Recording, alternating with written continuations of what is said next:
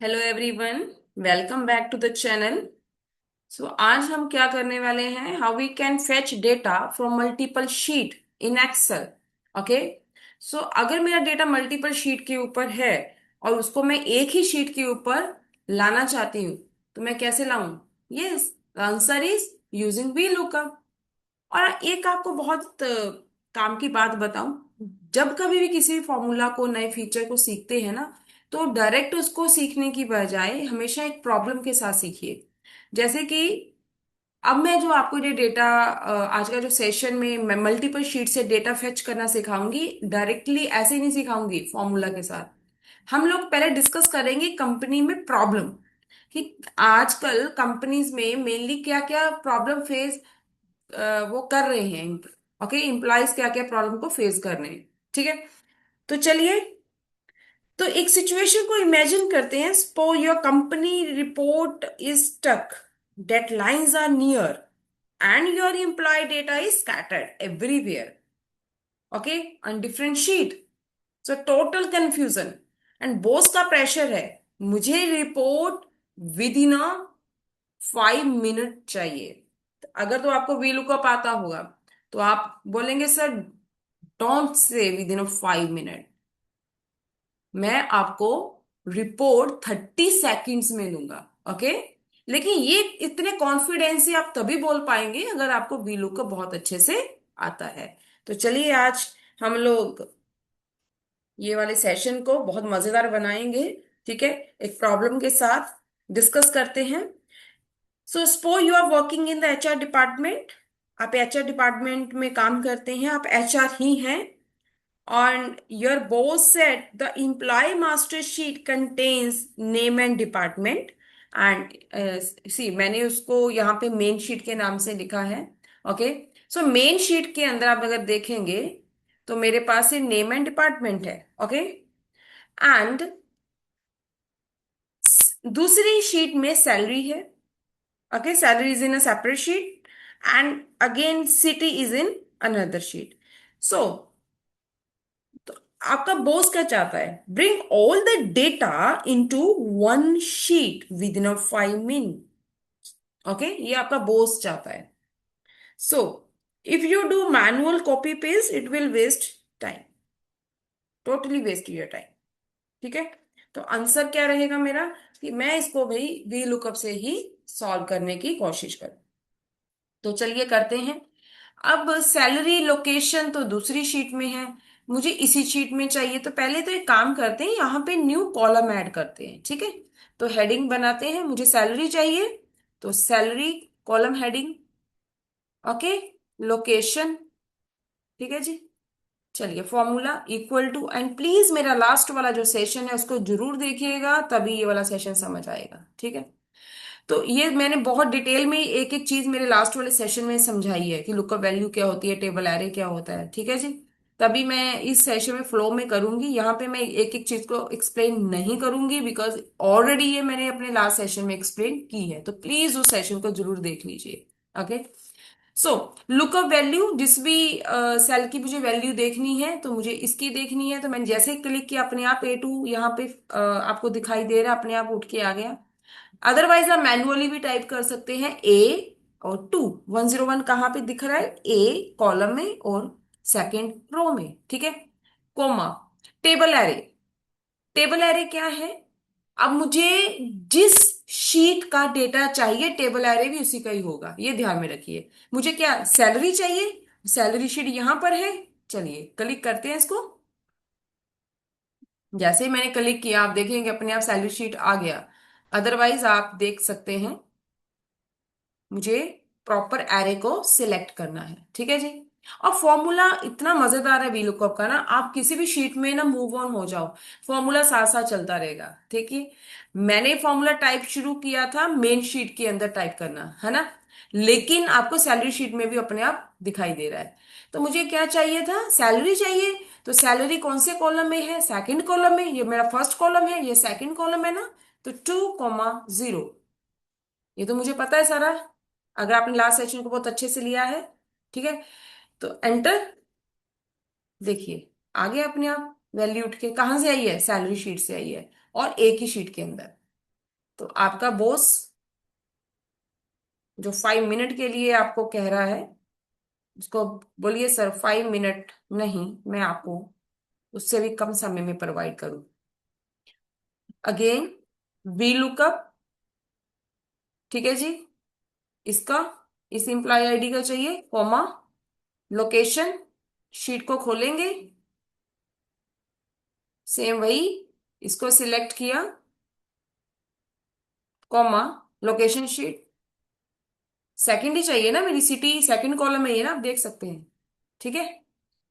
And zero, ये भी पता है हमें। देखिए दिल्ली आ गया अपने आप। और मजेदार क्या बात है, मुझे बार बार एक एक सेल के लिए फॉर्मूला नहीं करना, मुझे ड्रैग ही करना है, ठीक है। चलिए, हो गया। तो अब इस शीट का निकालिए प्रिंट आउट, अपने बॉस से पूछिए सर आपको सॉफ्ट कॉपी चाहिए या हार्ड कॉपी चाहिए।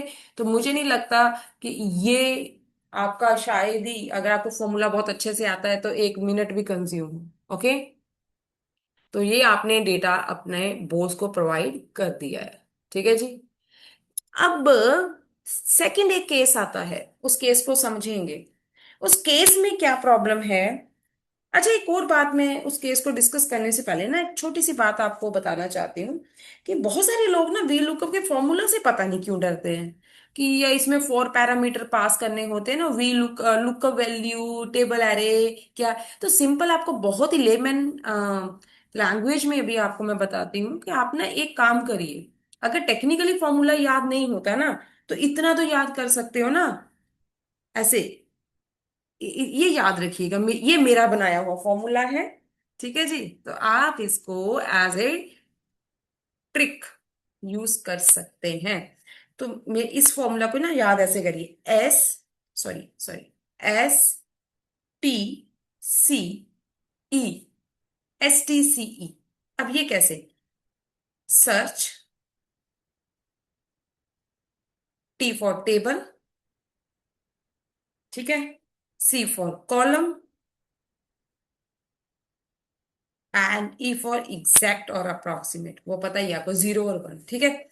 ऐसे तो याद कर सकते हैं, STCE, STCE, search table column exact. अब आप देखेंगे ना, टेक्निकली भी तो यही कह रहा है वो, टेक्निकली क्या है देखिए, इक्वल टू वी लुकअप। अब देखिए नीचे हिंट्स आपको दे रहा है फॉर्मूला, ये देखिए। सो लुकअप वैल्यू, लुकअप वैल्यू, वो लुकअप वैल्यू बोल रहा है, मैंने उसे सर्च बोल दिया। क्या सर्च करना है, किसको सर्च करना है, यहाँ पे मुझे 101 को सर्च करना था। यहाँ पे मुझे 101 की सैलरी को सर्च करना है। अगर मुझे 102 की सैलरी को, किसी को जिसको भी सर्च करना है ना भाई, उसको यहां पर डालते हैं, यहां पर, यहां पे डालते हैं, ठीक है। कोमा, उसके बाद क्या दिखा रहा है फॉर्मूला, टेबल एरे। तो टेबल एरे बड़ा टेक्निकल वर्ड लगता है ना, टेबल सिंपल सा टेबल है, पूरे टेबल को यहां से लेके नीचे तक सिलेक्ट कर दो, कहानी खत्म। उसके बाद किस कॉलम की वैल्यू, कॉल इंडेक्स। अब COL इंडेक्स लेकर ना बहुत टेक्निकल लग रहा है, सिंपल सी बात है, कॉलम, बहुत ज्यादा चक्र में नहीं पड़ना, ठीक है। कॉल इंडेक्स हमें को बहुत ज्यादा ये टेक्निकल लैंग्वेज में नहीं जाना। तो कॉलम, कॉलम क्या है, मुझे किस कॉलम का वैल्यू चाहिए, डिपार्टमेंट का चाहिए, सैलरी का चाहिए, लोकेशन का चाहिए। तो आपको मैंने सिखाया है कि भाई 1 2 3 4 5 काउंटिंग ऐसी होती है ना, 1 2 3, और 1 से ही होनी है काउंटिंग, सिंपल सी बात है। सिंपल उसका नंबर दो, जिस भी कॉलम की वैल्यू चाहते हैं, आपका कॉलम अपने आप वहां पर उसकी वैल्यू फेच हो जाएगी। और लास्ट में एग्जैक्ट, और यहाँ पे रेंज लुकअप होता है ना।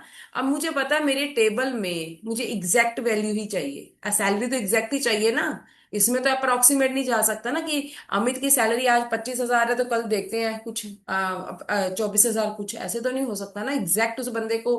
हाँ, उसकी छुट्टियों की वजह से सैलरी कट रही है, वो अलग एक बात है, ठीक है। बट टेबल से तो एग्जैक्ट वैल्यू ही उठानी है ना, आगे पीछे की वैल्यू तो नहीं उठानी ना। आगे पीछे की वैल्यू उठानी हो तो 1 लिखते हैं, है ना। कॉल रेंज लुकअप में हम दो ही चीजों को कॉल करते हैं, एग्जैक्ट को और अप्रोक्सीमेट को, ठीक है जी। एग्जैक्ट का माने 0 लगा दो या फॉल्स बोल दो, एक ही चीज है, ठीक है। अप्रोक्सीमेट में 1 बोल दो या आप ट्रू लिख दो तब भी एक ही चीज है। तो मेरे जितने भी हम लोगों के मेनली जितने भी एनालिसिस होते हैं कंपनी में, 99% जो काम होता है वो एग्जैक्ट वैल्यू के ऊपर होता है। बहुत रेयर होगा, जैसे मान लीजिए अगर स्टूडेंट के ग्रेड की बात आ जाती है ना, जहाँ पे स्टूडेंट का रिपोर्ट कार्ड बनना है और वहां पे ग्रेडिंग सिस्टम है, वहां पर अप्रोक्सीमेट यूज होगा। ओके, जैसे कि 95 जिसके मार्क्स आए हैं उसको भी A+ ग्रेड मिलेगा, जिसके 94 आए हैं उसको भी A+ मिलेगा। हम रेंज डिफाइन करते हैं ना, तो यहाँ पे रेंज डिफाइंड डिस्ट्रीब्यूशन टाइप का डेटा हो ना, वहां पर हम बात करेंगे कि भाई 1 लगेगा, लेकिन मोस्टली एग्जैक्ट वैल्यू के ऊपर ही काम करते हैं। ठीक है जी। तो आई होप ये आपको बहुत ही जो टेक्निकल फॉर्मूला था आपको अभी बहुत लेमन फॉर्म में जो समझाने की कोशिश की आपको समझ आ गया हो। चलिए अब आगे एक और केस को डिस्कस करते हैं, बहुत ही इंटरेस्टिंग है। अब ये केस ऐसा है, कंपनी के एम्प्लॉय जो HR है वो ये चाहता है कि भाई अब मुझे लास्ट में सेल अपना रिपोर्ट हेड को देनी है। अब प्रॉब्लम क्या है, प्रॉब्लम ये है कि भाई मार्केटिंग डिपार्टमेंट का डेटा एक शीट में है, आप देखेंगे ये दिख रहा है आपको। तो मार्केटिंग डिपार्टमेंट का डेटा एक शीट में है, IT एम्प्लॉयज का डेटा दूसरी एक्सेल शीट में है। ऑफ कोर्स अलग अलग शीट ही बनी होगी है ना, अलग अलग इनका सैलरी है। और सेल्स डिपार्टमेंट जो है इनका एक अलग एक शीट है। लेकिन आपके HR जो मैनेजर है उसको ये सारा डेटा एक ही शीट के ऊपर चाहिए, सो दैट वो बॉस को जाकर रिपोर्ट सबमिट करे।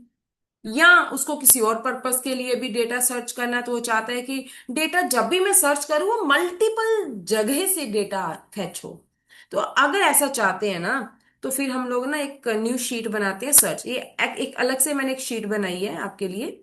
ठीक है, फॉर्मूला ऑलरेडी अप्लाइड है, बट मैं आपको फॉर्मूला दोबारा यहाँ पे हम अप्लाई करेंगे। ठीक है जी। तो मुझे क्या चाहिए, जितने भी ये पर्सन है किसी की भी मैं ID डालूं। ठीक है जी। अब मैंने ID से किया है, आप नेम से भी कर सकते हैं। ठीक है।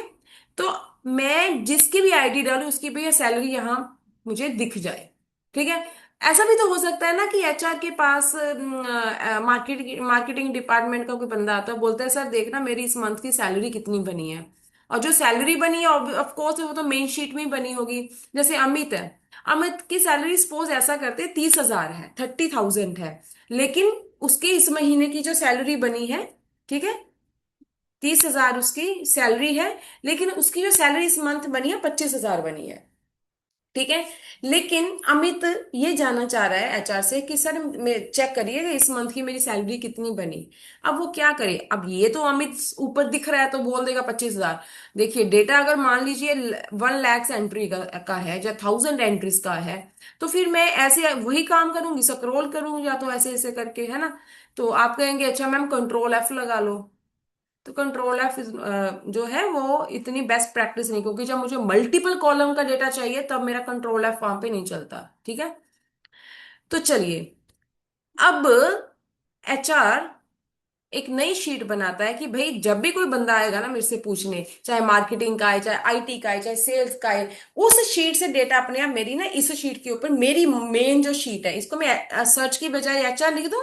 HR की अपनी एक शीट है ना। HR डिपार्टमेंट की अपनी एक शीट है, शॉर्ट फॉर्म में डिपार्टमेंट लिख रही हूँ। ठीक है। तो चलिए फॉर्मूला लगाते हैं, इक्वल टू।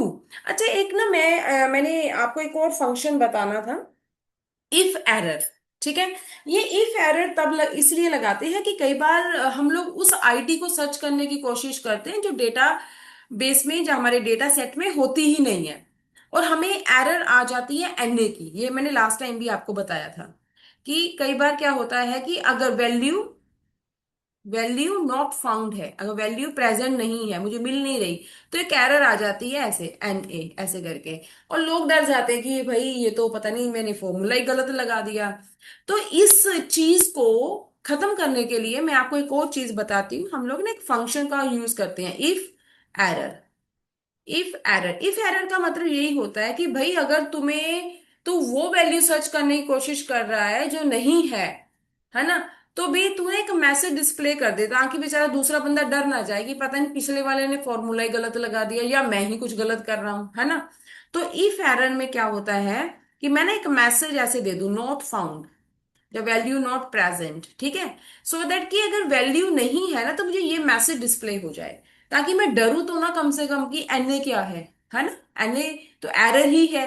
बट एरर से लोगों को हमेशा यही लगता है कि पता नहीं मैंने फॉर्मूला ही गलत लगा दिया। नहीं, फॉर्मूला हर बार गलत नहीं होता, ठीक है जी। तो इस चीज के लिए मैं आपको बताती हूँ हम लोग क्या करेंगे। हम यहाँ पर if error, already inbuilt function है हमारा, ओके। तो इफ एरर, उसमें देखिए पूरी हिंट देता है इफ एरर क्या वैल्यू देनी है, फिर वैल्यू इफ एरर देनी है, ठीक है। तो हमेशा लिखने का तरीका वी लुकअप के ऊपर जब भी मुझे इफ एरर अप्लाई करनी है सबसे पहले ही लिखना है आपको, ठीक है। तो वी लुकअप लिखने का तरीका देख लीजिएगा, पहले इफ एरर आएगा, ठीक है। इफ एरर इसको इस तरह से पढ़िए, लुकअप के अंदर कोई भी अगर एरर आएगी इफ एरर उसको देख लेगा, ठीक है। कोई भी नहीं, मतलब वैल्यू नॉट फाउंड वाली, ठीक है। तो मैं यहां पर लिख रही हूं A2, ठीक है जी। A2 लिख दो, प्रेस कर देते हैं, कोई बात ही नहीं, कोमा। उसके बाद मुझे कौन सी शीट से डेटा लेना, मार्केटिंग का लेना है, तो चलिए मार्केटिंग का लेते हैं। तो मैं इसको सिलेक्ट करती हूँ, ठीक है जी। मेरा ये डेटा सिलेक्ट हो गया, कोमा। क्या लेना है मुझे, सैलरी लेनी है। तो सैलरी लेनी तो आप देख रहे होंगे, सैलरी तो मेरी तीसरे वाले कॉलम में है, तो 3,0, ओके, ब्रैकेट क्लोज। उसके बाद फिर कोमा, फिर if error, okay. If error हर किसी के ऊपर लगेगी, हर बार लगे, क्योंकि मेरे पास जितनी शीट्स है ना हर किसी के ऊपर अलग अलग लगेगी, ठीक है जी। इफ एरर, उसके बाद वी लुकअप, ठीक है जी। और फिर सेम A2, A2 के ऊपर ही चल रहा है, एक कॉलम को लेके चल रहे हैं ना हम, कोमा। उसके बाद कौन सी शीट चाहिए मुझे, आईटी वाली शीट चाहिए, आईटी के ऊपर क्लिक करूं, हाँ जी। चलिए आईटी के ऊपर क्लिक किया और आईटी का मैंने टेबल एरे सिलेक्ट किया, ठीक है जी, कोमा।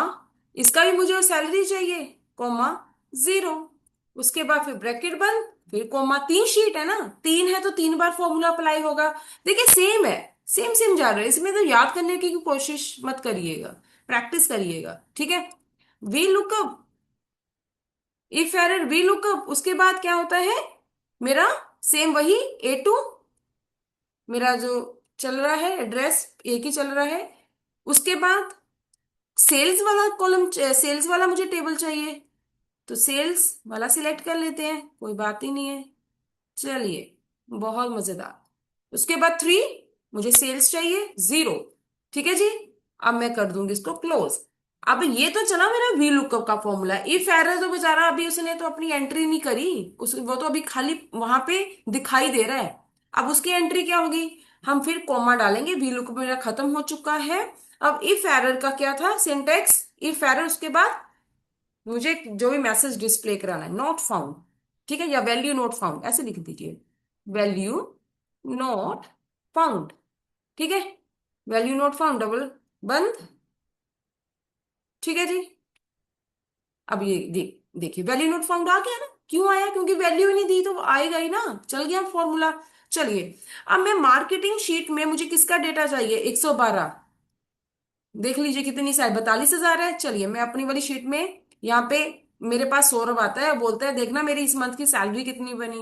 बोलेंगे सर अपनी आईडी बताइए, सौरभ बताता है सर 112, 112 टाइप किया, सर 42,000 बनी, ठीक है। फिर आ गया आपके पास आईटी का बंदा, अंकित आया, है ना। अंकित बोलता है सर मेरी सैलरी देखना कितनी बनी इस मंथ की। तो आप तो अपनी शीट पे ही जाएंगे, बाबा पीछे नहीं जाएंगे, तो आपको दिखाने के लिए जा रही हूँ। आप बोलेंगे सर अपनी आईडी बोलिए, अंकित की आईडी क्या थी, देखें 214, 214, ओके सर आपकी सैलरी, सर आपकी सैलरी इतनी बनी इस मंथ की।